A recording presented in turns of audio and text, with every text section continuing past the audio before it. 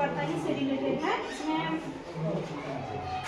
हम मात्रा पहले लिखे हैं यहाँ पे, और वर्तनी को जैसे पहले क उठाएंगे, क यहाँ पे रखेंगे तो क बन जाएगा। आगे बढ़ाएंगे यहाँ पे तो आकार की मात्रा है तो का बन जाएगा। फिर आगे बढ़ाएंगे तो क हर्षी कार की, ऐसे बढ़ाते हुए क दीर्घी कार की, क हर्षु कार कु, क दीर्घु कार कु। फिर आगे आके क ए कार के, क ए कार कै, क ओ कार को, क ओ कार को, क पर अनुस्वार क, क विसर्ग का।